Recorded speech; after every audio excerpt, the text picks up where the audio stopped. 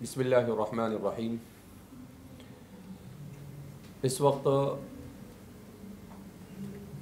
ہم ایک اہم موضوع کو لے کر آپ کی خدمت میں حاضر ہے، اور وہ ہے عصر حاضر میں دنیا کا کیا اقتصادی نظام ہے، اور اس اقتصادی نظام کی روشنی میں کون سے نئے مسائل معاشرے میں وجود میں آئے، اور شریعت مطہرہ اس کا کیا جواب دیتی ہے۔ قبل اس کے کہ ہم مفتی سلمان صاحب مدراسی مظاہری سے اس سلسلے میں جو انہوں نے تخصص کیا ہے چند سوالات کرتے ہیں، اور مولانا کی طرف سے شریعت کی روشنی میں اس کے جوابات ہمیں موصول ہو، ہم اسلام کے اقتصادی نظام کو 2-3 منٹ میں سمجھنے کی کوشش کریں گے۔ ایک بات یہاں پر مسلمانوں کے لیے سمجھنا بہت زیادہ ضروری ہے کہ مسلمانوں کا جو تجار طبقہ ہے، تجارت کرنے والا بڑا طبقہ جو بہت بڑے پیمانے پر تجارت کرتا ہے، وہ دنیا میں جوا اور سود کے عام ہونے کی وجہ سے یہ سمجھتا ہے کہ اسلام میں ان مسائل کا کوئی حل نہیں۔ ایک طبقہ ایسا ہے، وہ یہ سمجھتا ہے کہ اگر ہم شریعت مطہرہ کو فالو کریں گے اور شریعت کو لے کر چلیں گے تو ہم تجارت نہیں کر سکتے۔ تو اس طرح کی جو ذہنیت ہے وہ اس لیے بنی ہوئی ہے کہ لوگوں کو سود کے کھانے پینے اور حرام طریقے سے اور ناجائز طریقے سے پیسے کمانے کی عادت بن چکی ہے۔ وہ اس عادت سے جان نہیں چھڑانا چاہتے ہیں، اس لیے قسمہ کے بہانے کرتے ہیں۔ اسلام ایک کامل و مکمل دین ہے، لہذا یہ ناممکن ہے کہ کوئی مسئلہ انسانی معاشرے کو پیش آئے، چاہے وہ سیاست سے متعلق ہو، چاہے وہ اقتصاد سے متعلق ہو، چاہے وہ معاشرت سے متعلق ہو، چاہے زندگی کے اجتماعی یا انفرادی کسی بھی شعبے سے ہو، اور اسلام کے پاس اس کا ایسا جواب نہ ہو جو انسان کے لیے دنیا اور آخرت کے اعتبار سے موضوع ہے، یہ ناممکن ہے۔ لہذا اسلام ایک اقتصادی نظام رکھتا ہے۔ شیخ الاسلام فقیہ العصر حضرت مولانا تقی عثمانی صاحب مد ظلہ العالی نے معیشت و تجارت کے سلسلے میں جو کتابیں لکھی ہے، ان کتابوں میں اس نظام کو پورا سمجھایا ہے۔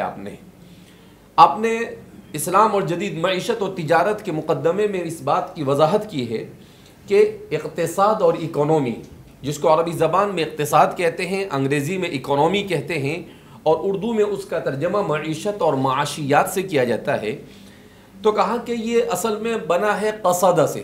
اس کے معنی ہے میانہ روی اختیار کرنا۔ آپ نے سنا ہوگا کہ ان کے یہاں پر بنیادی طور پر 4 مسائل ہوتے ہیں۔ ایک ہے ترجیحات کا تعین، دوسرا ہے وسائل کی تخصیص، اور تیسرا ہے آمدنی کی تقسیم، اور چوتھا ہے ترقی اور ڈیولپمنٹ۔ ان 4 مسائل کو اقتصادی نظام پورے طور پر حل کرتے ہیں۔ اس سلسلے میں ایک دنیا میں آج سے 150 سال پہلے ایڈم اسمیتھ نامی آدمی نے ایک نظام متعارف کروایا جس کو کیپٹلزم کہا جاتا ہے، جس کو سرمایہ دارانہ نظام کہا جاتا ہے۔ اس نے جس نظام کو متعارف کروایا، اس میں بنیادی طور پر صرف 2 اصول کار فرما ہوتے ہیں۔ ایک تو law of demand and supply, کہ پورا market law of demand and supply, قانون رسد و طلب کی بنیاد پر چلے گا، ہر چیز اسی کی بنیاد پر حل کی جائے گی۔ اور دوسرا ان کا اصول ہے لیزز فیئر، یعنی تاجر کو کمانے کے لیے کھلی چھوٹ دے دی جائے، وہ حلال حرام کی تمیز کیے بغیر اپنا فائدہ ہو اس کو پیش نظر رکھ کر جو چاہے کمائے، اس کو کھلی چھوٹ دے دی جائے۔ جبکہ حقیقت یہ ہے کہ یہ صرف اصول کے طور پر بات کہی گئی ہے، ورنہ بہت سارے ٹیکس کے نظام کو نافذ کر اس کے اوپر کبھی عمل نہیں ہو سکا ہے۔ دوسرا، اس کے مقابلے میں آج سے 100 سال پہلے اس کے مقابلے میں نیا نظام وجود میں آیا جس کو سوشلزم کہا جاتا ہے، جس کو اشتراکی نظام کہا جاتا ہے۔ اس نظام نے اس نظام کے مقابلے میں چونکہ وجود میں آیا تو اس نے قانون رسد و طلب کا کلی طور پر انکار کیا، اور اجارہ داریاں جو بہت ساری قائم ہو سکتی تھی، اس نظام نے ان تمام اجارہ داریوں کو ختم کر حکومت کے نام سے ایک بڑی اجارہ داری قائم کر دی۔ اور ان کے یہاں پر جتنی بھی وسائل پیداوار ہے ان وسائل پیداوار میں ذرہ برابر بھی کسی کو ملکیت حاصل نہیں ہوگی، یہ ان کا بنیادی اصول ہے۔ لہذا کسی کو جو بھی کچھ کرنا ہے وہ حکومت کی اجازت لے کر کرے گا۔ یہ اشتراکی نظام دنیا میں اپنا زیادہ زمانہ نہیں ٹک سکا اور مشکل سے 60-70 سال کے اندر میں اس کا خاتمہ ہو گیا۔